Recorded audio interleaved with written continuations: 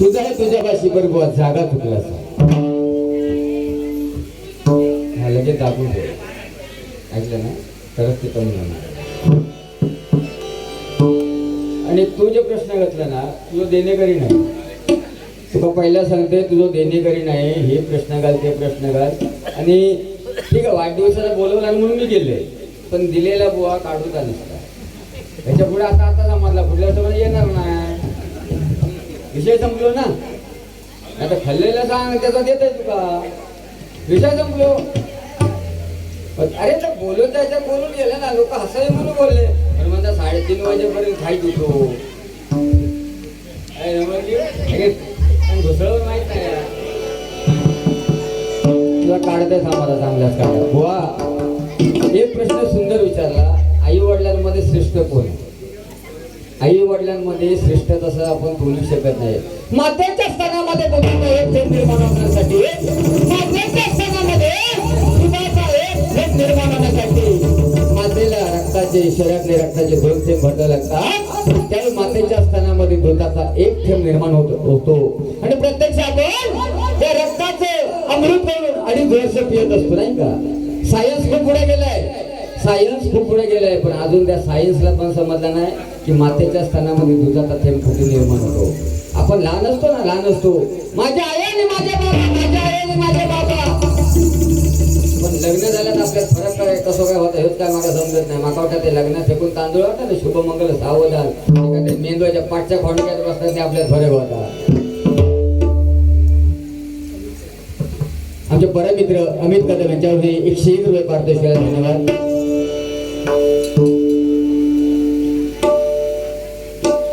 त्याच्यात बोलू शकत नाही. आई वडिलांमध्ये दोन्ही श्रेष्ठ आहेत. आई वडिलांमध्ये दोन्ही श्रेष्ठ आहेत. तुझे जे प्रश्न घातलं ते गुंडाळ ते एका चिठ्ठीवरती लिहायचे. तुझे दोन्ही प्रश्न चिठ्ठीवरती लिही आणि त्याची तुरळी कर आणि खिशात ठेव.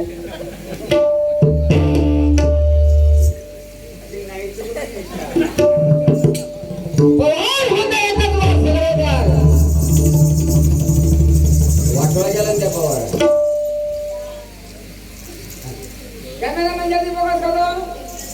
काय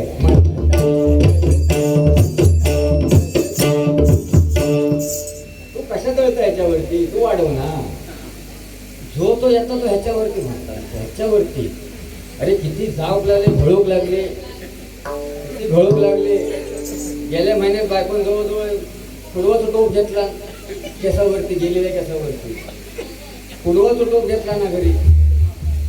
माझे हाल काय हळ झाले कसं काय जॅकेट घालून राहिलो काय घेऊ का नाही बाबा. या जॅकेटवर तो आपला विश्वास उडालेलो म्हणजे तो विषय सांगते. आता काय तसा काय हे नाही. आता सध्या आचारसंहिता आहे म्हणजे त्याचा काही विषय नाही. त्या दिवशी आमच्या बाजूला विचारतो एक काका होते म्हणजे खाटीवरतीच पडलेले तर म्हणता नाना म्हणता गावात डांबराचा वाशी येऊ लागलो म्हणता. तेव्हाच म्हणता इलेक्शन दिला डांबराचा वाशी लगेच आमच्या गावात इलेक्शन दिला. तर बघा ते मोदी साहेबांनी कोड घातला शपथविधी घेतला. त्याचा 1 करोड रुपयावरती लिलाव केला होता. म्हणजे ज्यावेळी शपथविधी झाला आणि त्याच्यानंतर त्या कोर्टचा लिलाव केला आणि 1 करोड रुपये त्या कोर्टाचे. आणि ही गोष्ट माझ्या बायकोनी बातम्यात ऐकली की मोदी साहेबांच्या कोर्टात 1 करोड लिलाव झालो. तर तिने विचार केला की देशाचे पंतप्रधान नरेंद्र मोदी साहेब तो कोर्ट 1 करोडला गेलो.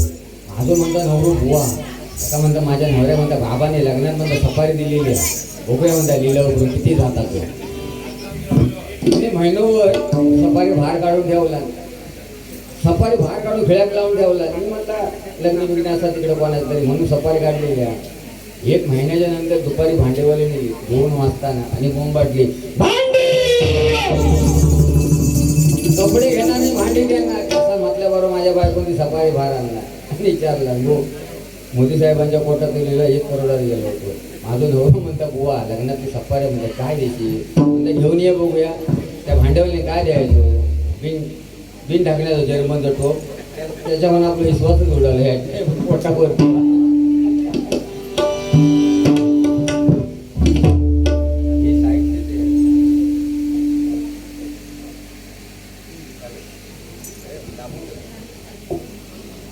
मान धरून ठेवते आणि गोमुग अरे गोमुगीड लय मान आमच्या इथे गोमूची पूजा केली जाते. गोमूचीने पूजा करतात ह्याच्यामध्ये होळीच्या वेळेला. तुका हळदेव म्हणून जाळू हो फुटो म्हणून हां अरे म्हणतो. अरे शांतपती करू नको जास्त.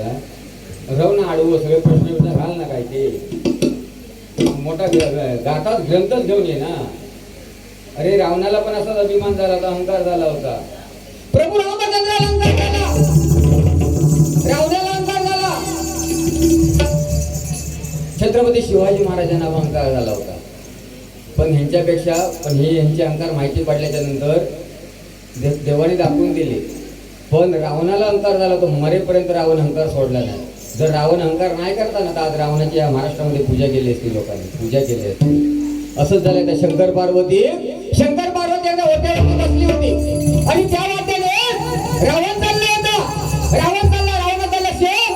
माता पार्वतीने भगवंत शंकराकडे गेला आणि शंकराची पार्वती बाजूला बसली होती. तेव्हा रावण काय बोलतोय, महादेवा तुझी माता पार्वती मला दे, पार्वती मला दे म्हटल्याबरोबर महादेवांना राग आला आणि माता पार्वतीला पण राग आला. अरे ह्या त्रिभुवनाचा बाप भगवंत शंकर आणि त्याच्या प्रत्यक्ष भार्याची मागणी केली रावणाने.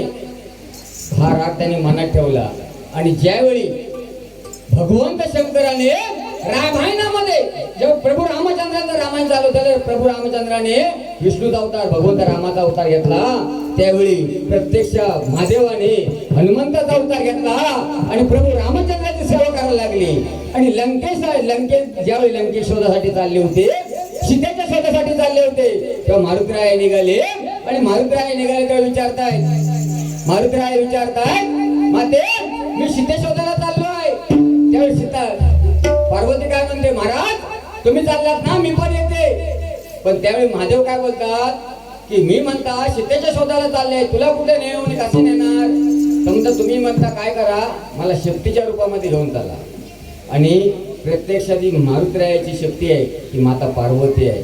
आणि ज्यावेळी लंकेला गेले, सीतेचा शोध केला आणि लंकेला आग लावली, लंकेचं दहन केलं, त्या माता पार्वतीने दहन केलं. कारण का भगवंत शंकराकडे त्या सीतेची म्हणजे त्या पार्वतीची मागणी केली होती. हा त्यांच्या मनात राग होता. म्हणून बुवा अहंकार करू नको, हमेंट करू नको, समज लिहू की नाही सो ताप टाकून टाकेल.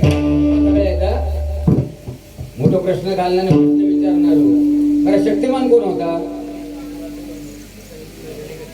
नाही तू आता पहिलं शक्तिमान कोण होता, शक्तिमान कोण होता.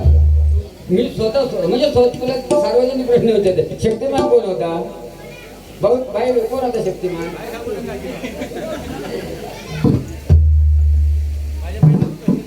छोटा भीम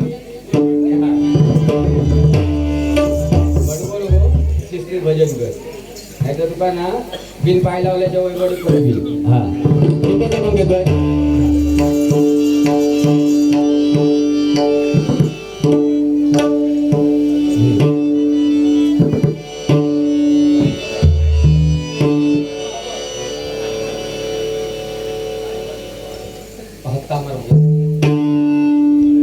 शेवटची हमिंग नाही जाणार, त्या माईकला येत नाही.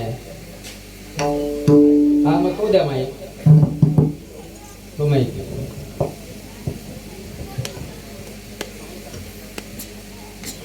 फक्त माईक काढतो, वायर फक्त माईक काढ, माईक काढ. वायरी सेट घेतला, हा वायरी सेट ठीक आहे.